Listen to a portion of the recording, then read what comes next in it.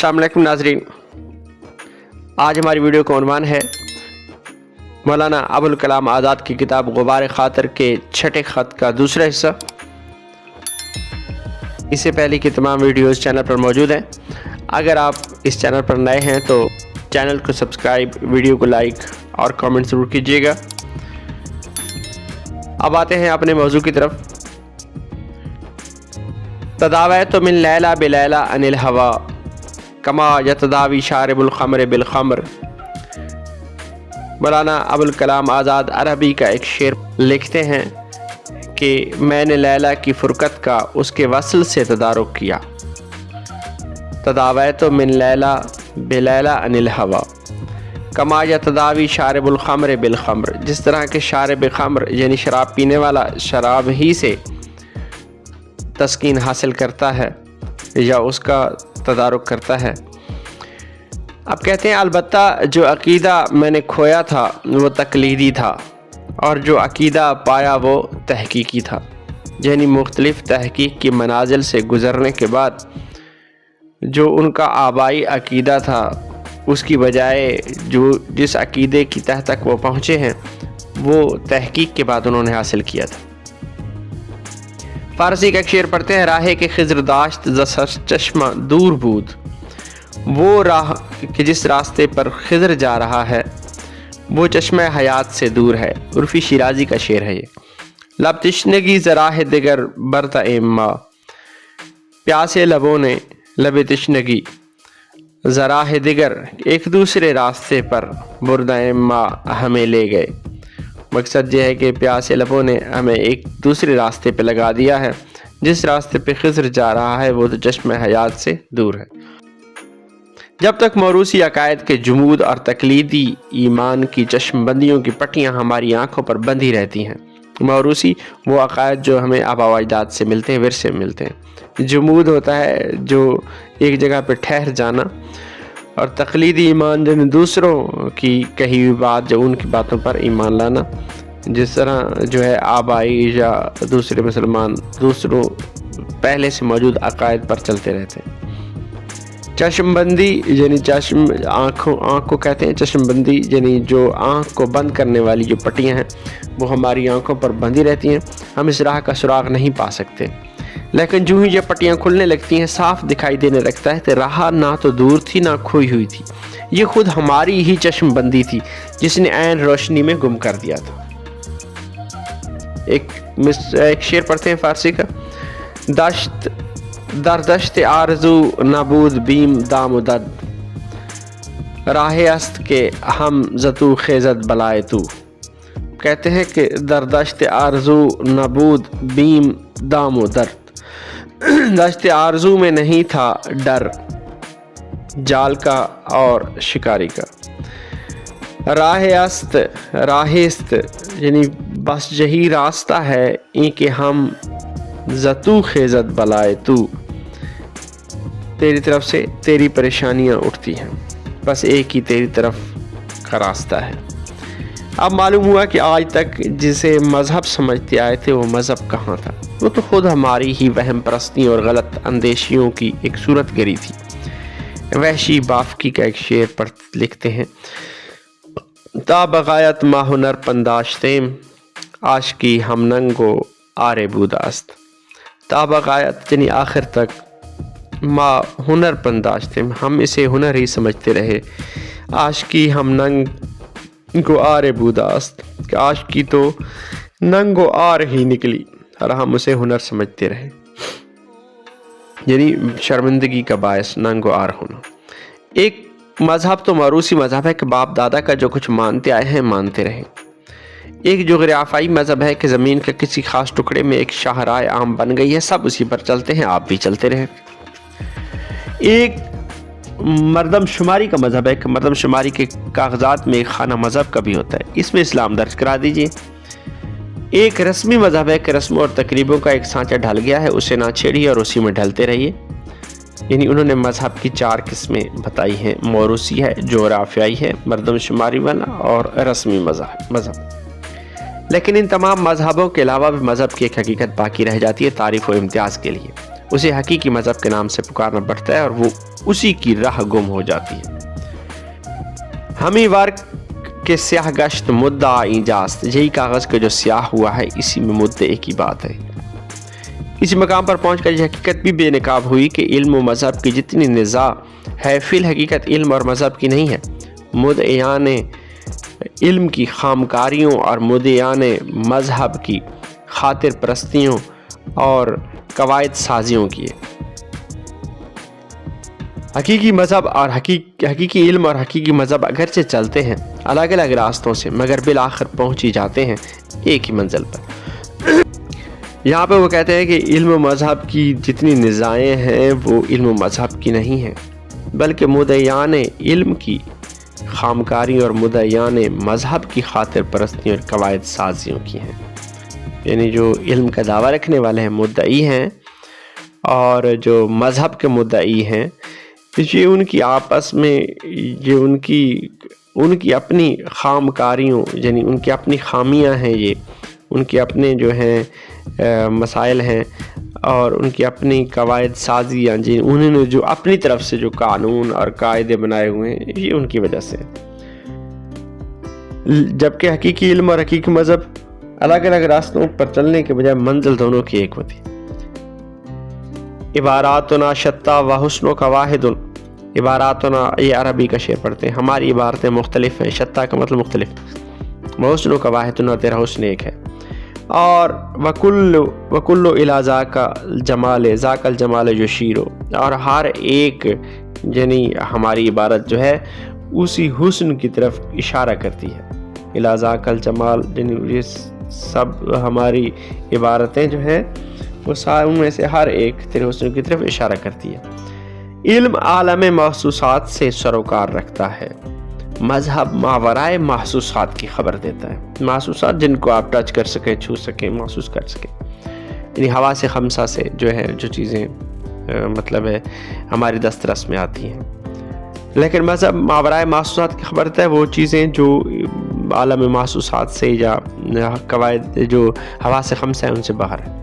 दोनों में दायरों का ताद्दुद हुआ है, यानी दायरे एक से ज़्यादा हो गए, लेकिन तारुज़ नहीं हुआ, क्योंकि दायरे एक दूसरे को जो है वो एक दूसरे के अंदर बाहर जो है चलते रहते हैं, एक दूसरे को काटते नहीं हैं। जो कुछ महसूसात से मावरा है हम उसे महसूसात से मुआरिज़ समझ रहे थे। मुआरिज़ यानी टकराने वाला, हालांकि वो महसूसात से मावरा यानी उससे बाहर होता है, यानी उसके दायरे से। और यहीं से हमारी दीदा कज अंदेश यानी टेढ़ा देखने वाली आँख, उसकी सारी दरमानदगियाँ शुरू हो जाती हैं, यानी उसकी सारी मसाइल, उसकी खामियां जो है यहाँ से शुरू होती हैं। नज़ीरी नेशपुरी का एक शेर पढ़ते हैं, लिखते हैं, बरचेरा हकीकत अगर हकीकत के चेहरे पर अगर मानत पर्दाई, अगर वहाँ पर्दा उस पर पड़ा हुआ है हकीकत के चेहरे पर, तो फिर क्या है, जुर्म निगाह दीदा सूरत प्रस्त मास्त। तो ये हमारी नज़र का कसूर है, ये जुर्म निगाह दीदा है, क्योंकि वो सूरत परस्त है। ये हमारी आँख का कसूर है कि वो सूरत परस्त है। अगर हकीकत के चेहरे पर पर्दा पड़ा हुआ है तो इसमें हकीकत का कसूर नहीं हमारा है। बहरहाल ज़िंदगी की नागवारियों में मज़हब की तस्कीन सिर्फ एक सल्बी तस्कीन ही नहीं होती बल्कि ईजाबी तस्कीन होती है। सल्ब का मतलब होता है किसी से कोई चीज़ छीन लेना, उसका आदम, और ईजाब होता है उसका वजूद, यानी उसको कोई ना कोई चीज़ मिल जाना, उसमें ऐड कर देना, जमा कर देना, क्योंकि वो हमें आमाल के अखलाकी अक़दार, मोरल वैल्यूज़ का यकीन दिलाता है। और यही यकीन है कि जिसकी रोशनी किसी दूसरी जगह से नहीं मिल सकती।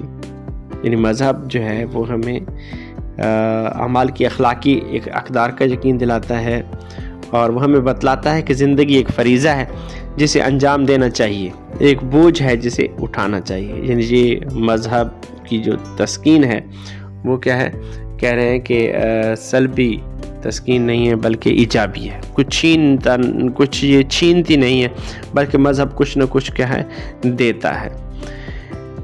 एक शेर पढ़ते हैं, लिखते हैं, जलवाए कारवान मा नीस्त बदनाले जर्स, इश्क तू राहमी बुरद शौकतु ज़ाद मी दहद। कहते हैं कि जलवाए कारवान मा, हमारे कारवान का, हमारे काफिले का जो जलवा है, नीस्त बना ला जर्स, कारवान की घंटी की वजह से नहीं है, बल्कि इश्क तू राह में ब्रत, तेरा इश्क में रास्ता दिखाता है, शौक तू ज़ाद मी दहद, और तेरा शौक में ज़्यादा सफ़र देता है। लेकिन क्या ये बोझ कांटों पर चले बगैर नहीं उठाया जा सकता? नहीं उठाया जा सकता, क्योंकि यहाँ खुद ज़िंदगी के तकाजे हुए जिनका हमें जवाब देना है, और ख़ुद ज़िंदगी के मकासद हुए जिनके पीछे वालिहाना दौड़ना है। जिन बातों को हम ज़िंदगी की राहतों और लज़्ज़तों से ताबीर करते हैं, वो हमारे लिए राहतें और लज़्ज़तें ही कब रहेंगी अगर उन तकाज़ों और मकसदों से मुंह मोड़ लें। बिलाशुबा यहाँ ज़िंदगी का बोझ उठा के कांटों के फर्श पर दौड़ना पड़ा, लेकिन इसलिए दौड़ना पड़ा कि दीबा और मखमल के फर्श पर चलकर उन तकाज़ों का जवाब दिया नहीं जा सकता था। कांटे कभी दामन से उलझेंगे, कभी तलवों में चुभेंगे, लेकिन मकसद की खलश जो पहलुए दिल में चुभती रहेगी, न दामन तार तार की खबर लेने देगी, न ज़ख्मी तलवों की। मकसद उनका ये है कि ज़िंदगी के कुछ तकाज़े हैं, कुछ मकासद हैं, इंसान उसके पीछे दौड़ता है, और जो राहतें और लज़्ज़तें होती हैं वो उनको उस वक्त समझता है, या उनकी कदर कीमत उसको होती है जब वो उन तकाज़ों और मकसदों के पीछे ही दौड़ता है, चाहे वो कांटों के फर्श पे दौड़ पड़े। लेकिन फिर भी क्या है, उस वही ज़िंदगी के तकाज़ों और मकसदों का जवाब ही तभी दिया जा सकता है जब इंसान उनके पीछे उनके हुसूल के लिए भागे दौड़े। फिर वो बाकी चीज़ों की न दामन तार तार की खबर लेता है, न ज़ख्मी तलवों की, बल्कि उन्हीं मकासद और तकाज़ों का जवाब देने के लिए, उन्हीं को पूरा करने के लिए वो क्या है, दौड़ता रहता है। उर्वी का एक शेर है गालिबन, माशूक दरमियाना जां मुद्दई कुजास्त, गुल दर दिमाग मी दमद आसे बिखार चीस्त। कहते माशूक दरमियाना जां, यानी हमारा माशूक जो है वो हमारे दिल में बसता है, हमारे जां में है, और मुद्दई कहाँ है, उसका दावा करने वाला कहाँ है। सिर्फ गुल दर दिमाग मी दमद, फूल तो दिमाग में महक रहा है, आसे बेखार चीज़, कांटे का खौफ हमें क्यों कर हो सकता है अगर फूल जो हमारे दिमाग में मतलब है महक रहा हो, तो फिर कांटों की परवाह नहीं की जाती। फिर ज़िंदगी की जिन हालतों को हम राहत व अलम से ताबीर करते हैं, अलम अलिफ से हो तो दुख दर्द का मतलब है, उनकी हकीकत भी इससे ज़्यादा क्या हुई कि इजाफत के करिश्मों की एक सूरत गरी है। सूरत गरी तस्वीर बनाना, जहाँ न मुतलक राहत है न मुतलक अलम है, यानी इस दुनिया में न मुतलक यानी मुकम्मल तौर पर ना ही राहत है न दुख दर्द है। हमारे तमाम एहसासात सार तासार क्या है, इजाफी हैं। और फिर कहते हैं दवीदन रफ्तन इस्तादन नशिस्तन खफ्तन मर्दन। तो दवीदन भागना, रफ्तन चलना, इस्तादन खड़ा होना, नशिस्तन बैठना, खफ्तन सोना, मर्दन मरना, यानी ये ज़िंदगी के हमारे तमाम एहसासात और यही काम है।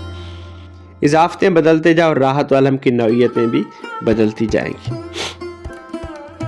यहाँ एक ही तराजू लेकर हर तबीयत और हर हालत का एहसास नहीं तोला जा सकता। एक दहकान की राहत अलम तोलने के लिए जिस तराजू से हम काम लेते हैं, उससे फ़नून लतीफ़ा के माहिर का मेयार राहत अलम नहीं तोल सकेंगे। मकसद ये है कि जिस ये राहत हो या अलम, दुख दर्द हो या सुकून हो या खुशी हो, इसको हम अफराद के एतबार से देखेंगे कि हर किसी का चूँकि पैमाना और हर किसी का मेयार और हर किसी की नौइयत और कैफियत अलग अलग होती है। सबको एक ही तराजू में हम नहीं तोल सकते। एक रियाजदान को रियाजी का एक मसला हल करने में जो लज़्ज़त मिलती है, वो एक हवस परस्त की शबिस्तान इशरत की स्याह मस्तियों में कब मिलेगी। हवस परस्त यानी जो जिनसी ख्वाहिशात में जो है हद से बढ़ा हुआ है, शबिस्तान इशरत यानी ऐश इशरत की जो रात उसकी गुजारना है, उसको जो है यानी उसका आप शबिस्तान का मतलब जहाँ रात गुजारी जाए बेडरूम कह सकते हैं। स्याह मस्तियों यानी जो वो जिनसियात की तरफ इशारा कर रहे हैं उसके अफ़ाल में। कभी ऐसा भी होता है कि हम फूलों की सेज पर लौटते हैं और राहत नहीं पाते, यानी वहाँ आराम नहीं मिलता, चैन नहीं मिलता। कभी ऐसा होता है कि कांटों पर दौड़ते हैं और उसकी हर चुभन में राहत और सुरूर की एक नई लज़्ज़त पाने लगते हैं। कभी जो है फूलों पे भी सुकून नहीं होता और कभी कांटों की चुभन में भी राहत और एक लज्जत होती। एक फ़ारसी के शेर का मिसरा देते हैं कि बाहर जिक गुल ज़हमत सदखार मी बायद कशीद। एक फूल के पाने के लिए सैकड़ों कांटों की तकलीफ़ उठाना पड़ती है। ज़हमत तकलीफ़, सद का मतलब क्या है? सैकड़ों, खार कहते हैं कांटों को। राहत अलम का एहसास हमें बाहर से लाकर कोई नहीं दे दिया करता, ये खुद हमारा ही एहसास है जो कभी ज़ख्म लगाता है, कभी मरहम बन जाता है। तलब सई की ज़िंदगी बजाय खुद ज़िंदगी के सबसे बड़ी लज्जत है, बशर्ते कि किसी मतलूब की राह में हो। अब यहाँ फिर आगे कहते हैं कि ये राहत का एहसास या दुख दर्द का एहसास ये हमारा अपना ही होता है, यानी अपनी तरफ से हमारा ये महसूस करने की असल में बात है कि जो है ज़िंदगी में तलब और साई की जो ज़िंदगी है ये सबसे बड़ी लज्जत है। लेकिन मतलूब का होना ज़रूरी है कि जिसके लिए इंसान कोशिश और तलब करे। निशात असफ़हानी का एक शेर है, राह रवां राखस्तगी राह नीस्त। मुसाफिरों को रास्ते की थकावट नहीं होती है, क्यों? इश्क हम राह अस्त व हम खुद मंजिल अस्त। इश्क खुद रास्ता भी है और ख़ुद मंजिल भी है। जो इश्क के रास्ते के मुसाफिर होते हैं वो थकते नहीं। और ये जो कुछ कह रहा हूँ फ़लसफ़ा नहीं है, ज़िंदगी के आम वारदात हैं। इश्क व मोहब्बत के वारदात का मैं हवाला नहीं दूंगा क्योंकि हर शख्स के हिस्से में नहीं आ सकते, लेकिन रिंदी और हवसनाकी की कूचों की खबर रखने वाले तो बहुत निकलेंगे। रिंदी और हवसनाकी का मतलब होता है जिनसी ख्वाहिशात के पीछे लालची भागने वाले। वो खुद अपने दिल से पूछ देखें कि किसकी राह में रंज अलम की तलखियों ने कभी खुशगवारियों के मज़े भी दिए थे या नहीं। एक फ़ारसी का शेर देते हैं कि हरीफ़ काविश मुजगां खून रेजिश नाई नासे बदस्तावर रगे जाने व निश्तर रा तमाशा कुन। हरीफ़ काविश मुजगान खून रेजिश ए नासे ना ए नासे, ए नासे तो उसकी खून रेज पलकों का सामना नहीं कर सकता। हरीफ होना सामना करना, मुखालिफ होना। काविश मुजगां खून रेज पलकों की काविश उनकी हरकत। बदस्तावर रगे जाने तू हाथ में ले ले शाहरग को, रगे जाने शाहरग को। व निश्तर रा तमाशा कुन, और निश्तर का यानी उसकी काट का तमाशा देख। जिंदगी बगैर किसी मकसद के बसर नहीं की जा सकती। कोई अटकाओ, कोई लगाओ, कोई बंधन होना चाहिए जिसकी खातिर ज़िंदगी के दिन काटे जा सकें। ये मकसद मुख्तलिफ तबीयतों के सामने मुख्तलिफ शक्लों में आता है। फिर एक फ़ारसी का शेर जो है, इसमें सरमद का नाम है लेकिन कहते हैं इशारे कि ये बेदिल के नाम से हमें ये शेर मिला है।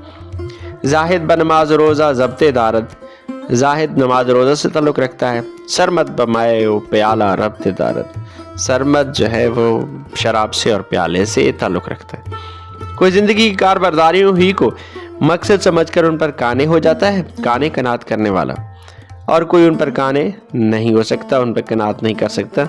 जो काने नहीं हो सकते उनकी हालतें भी मुख्तलिफ हुई।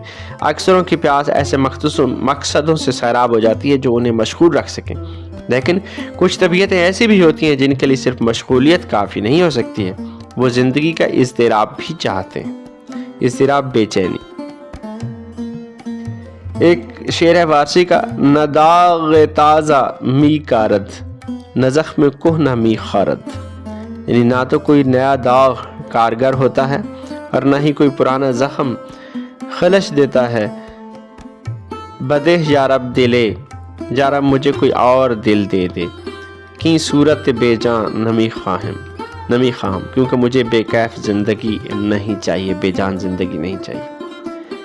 पहलों के लिए जो दिलबस्तगी इसमें हुई कि मशहूर रहे, दूसरों के लिए इसमें हुई कि मुस्तरिब रहे। दरी चमन के हवा दाग शबनम आरा यस्त, हवा शबनम पर दाग उभार रही है। बहज़ार इज़्तिराब में फंद, तसल्लिए बहज़ार इज़्तिराब में फंद, दर हकीकत उसके इज़्तिराबात का सामान फराहम कर रही। दरी चमन के हवा दाग शबनम आरा यस्त, इस चमन में कि हवा शबनम पर दाग उभार रही है। तसल्लिए बहज़ार इज़्तिराब में बफंद, वो उसके इज़्तिराबात का तसल्ली या उनका सामान फराहम कर रही। एक खुनक اور نا آشنائے شورش مقصد سے ان کی پیاس نہیں بجھے. سکونت کا مطلب ہوتا ہے ٹھنڈا ہونا، سرد ہونا، اور نا آشنائے شورش جو شورش سے، اضطراب سے، بے چینی سے آشنا ہی نہ ہو. انہیں ایسا مقصد چاہیے جو اضطراب کے انگاروں سے دہک رہا ہو، جو ان کے اندر شورش و سرمستی کا ایک تہلکہ مچا دے، جس کے دامن ناز کو پکڑنے کے لیے وہ ہمیشہ اپنا گریبان وحشت چاک کرتے رہیں نا، مطلب اس کو پھاڑتے رہیں. شورش بے چینی ہے، اضطراب. دامن اس کا تو بھلا دور ہے اے دست جنوں، دامن اس کا تو بھلا دور ہے اے دست جنوں، کیوں ہے بیکار گریباں تو میرا دور نہیں. ایک ایسا بلائے جاں مقصد جس کے پیچھے انہیں دیوانہ وار دوڑنا پڑے. بلائے جاں یعنی جو زندگی کے لیے جو کیا ہے ایک آزمائش ہو، جو دوڑنے والوں کو ہمیشہ نزدیک بھی دکھائی دے اور ہمیشہ دور بھی ہوتا رہے. نزدیک اتنا کہ جب چاہے ہاتھ بڑھا کر پکڑ لے، دور اتنا کہ اس کی گرد راہ کا بھی سراغ نہ پا سکے. گرد راہ راستے کی گرد. ایک فارسی کا شعر دیتے ہیں: دامن آویزش او الفت موجست و کنار. میرے ساتھ اس کا ملنا، میرے ساتھ اس کی آویزش جو ہے وہ موج اور کنارے کے ایک دوسرے کے ساتھ جو الفت یا ان کا ملاپ جو ہے وہ ملنا اس جیسا ہے. دم بدم بامن وہر لیزا گریزاں آزمن. ہر ایک سے دوسرے لمحے تک وہ میرے ساتھ ہوتا ہے اور ہر لمحہ مجھ سے گریزاں دور بھی بھاگتا ہے، ساتھ بھی ہوتا ہے اور دور بھی بھاگتا ہے. پھر نفسیاتی نقطہ نگاہ سے دیکھیں تو معاملے کا ایک اور پہلو بھی ہے جسے صرف تہ راست نگاہیں ہی دیکھ سکتی ہیں. یکسانی اگرچہ سکون و راحت کی یکسانی ہوئی، اور یکسانی بجائے خود زندگی کی سب سے بڑی بے نمکی ہے. بے نمک ہونا یعنی اس میں مزہ نہ ہونا، لذت نہ ہو. تبدیلی اگرچہ سکون سے اضطراب کی ہو مگر پھر تبدیلی ہے، اور تبدیلی بجائے خود زندگی کی ایک بڑی لذت ہوئی. عربی میں کہتے ہیں ہم مزو مجالسکم، اپنی مجلسوں کا ذائقہ بدلتے رہو. تو یہاں زندگی کا مزہ بھی انہی کو مل سکتا ہے جو اس کی تلخیوں کے بھی گھونٹ لیتے رہے ہیں اور اس طرح زندگی کا ذائقہ بدلتے رہتے ہیں. ورنہ وہ زندگی ہی کیا جو ایک ہی طرح کی صبحوں اور ایک ہی طرح کی شاموں میں بسر ہوتی رہے. خواجہ درد کیا خوب کہہ گئے ہیں: آ جائے ایسے جینے سے اپنا تو جی بھی تنگ، آ جائے ایسے جینے سے اپنا تو جی بھی تنگ، آخر جیے گا کب تلک اے خضر مر کہیں. یعنی آخر کب تک تو جیتا رہے گا اس جینے سے، تو ہمارا جی تنگ آ گیا ہے. یہاں پانے کا مزہ انہی کو مل سکتا ہے جو کھونا جانتے ہوں. جنہوں نے کچھ کھویا ہی نہیں انہیں کیا معلوم کہ پانے کے معنی کیا ہوتے ہیں. نظیری کی نظر اسی حقیقت کی طرف گئی تھی. آنکھ او در قلبائے احزاں پہ سر گم کردہ یافت، آنکھ او در قلبائے احزاں پہ سر گم کردہ یافت، تو کہ چیزیں گم نہ کر دی از کجا پیدا شود.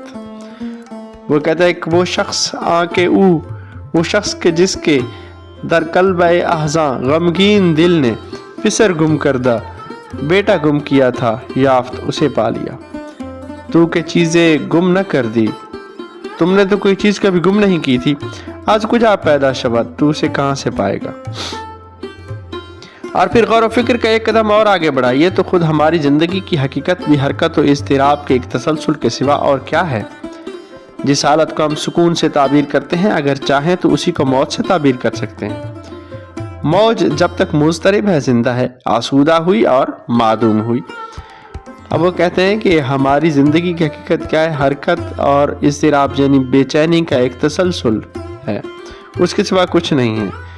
سکون کو ہم موت سے تعبیر کر سکتے ہیں، کیونکہ موج جب تک مضطرب یعنی بے چین ہے، حرکت کر رہی ہے، متحرک ہے تو زندہ ہے.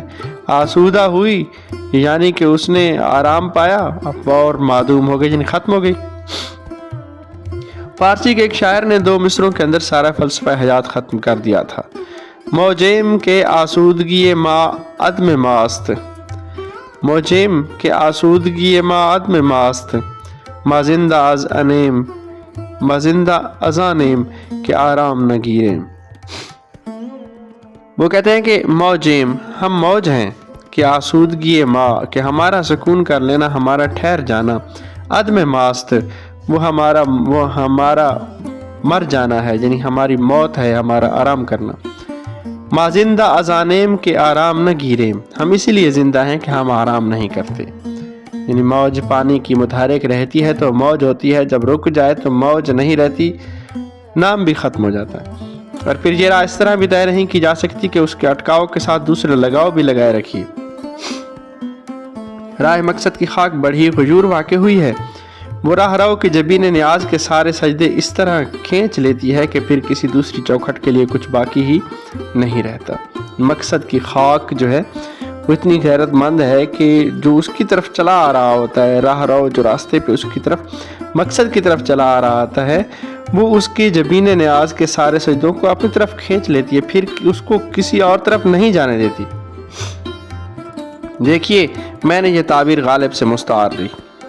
شعر لکھتے ہیں، خاک کویش خود پسند، اس کے کوچے کی خاک جو ہے وہ خود پسند ہے، افتاد در جذبے سجود، اس نے سارے جذبے جو ہیں سجود کے اپنے اندر جذب کر لیے ہیں، اس نے کھینچ لیے ہیں، یعنی وہ اس کے کوچے کی خاک اتنی خود پسند ہے کہ اس نے اس کی پیشانی کے سارے سجدے اپنی طرف کھینچ لیے ہیں۔ سجدہ از بہر حرم نہ گذاشت، اس نے حرم کے لیے بھی ایک سجدہ نہیں چھوڑا ہے، در سیمائے من میری پیشانی میں، یعنی اس کے کوچے کی خاک نے میری پیشانی کے سارے سجدے اپنی طرف کھینچ لیے اور حرم تک کے لیے ایک سجدہ نہیں چھوڑا ہے۔ مقصود اس تمام دراز نفسی سے یہ تھا کہ آج اپنے اوراق فکر پریشان کا ایک صفحہ آپ کے سامنے کھول دوں۔ لخت زحال خیش بسیما نوشتہم، لخت زحال خیش بسیما نوشتہم، لخت کچھ حصہ زحال خیش اپنے حال کا، بسیما نوشتہم میں نے اپنی پیشانی پر لکھ دیا ہے۔ پھر کہتے ہیں کہ اس میکدہ ہزار شیوا و رنگ میں ہر گرفتار دام تخیل نے اپنی خود فراموشیوں کے لیے کوئی نہ کوئی جام سرشاری سامنے رکھ لیا ہے اور اسی میں بے خود رہتا ہے۔ اور اس میکدہ ہزار شیوا و رنگ، یعنی میکدہ یہ وہ شراب خانہ ہے کہ جس کے ہزاروں شیوے اور ہزاروں رنگ ہیں، اور اس کے جو ہر وہ شخص جو اس کے دام تخیل میں گرفتار ہے، جو خیالات کے پنجرے میں یا خیالات کے وہ دام میں گرفتار ہے، اس کی جال میں گرفتار ہے، وہ اس نے اپنی خود فراموشیوں کے لیے، اپنے آپ کو بھلانے کے لیے کوئی نہ کوئی جام سرشاری سامنے رکھ دیا اور اسی میں وہ بے خود رہتا ہے، دنیا سے بے پرواہ رہتا ہے۔ ساکی بہما بعد زجک خم دہد اما، ساکی بہما، ساکی نے ہم سب کو بادہ زجک خم دہد، یعنی ایک سراہی سے ہی شراب دی ہے، بادہ شراب، زجک خم ایک سراہی سے دہد دی ہے، اما لیکن در مجلس مستی ہر یک ز شرابست، لیکن اس کی مجلس میں ہر شخص کی مستی اور شراب سے لگتی ہے، یعنی اس نے ایک ہی سراہی سے سب کو دیا ہے لیکن ہر ایک کی مستی الگ شراب سے لگتی ہے۔ کوئی اپنا دامن پھولوں سے بھرنا چاہتا ہے، کوئی کانٹوں سے، اور دونوں میں کوئی بھی پسند نہیں کرے گا کہ تہی دامن رہے۔ تہی دامن کا مطلب خالی، جس کی جھولی خالی ہو۔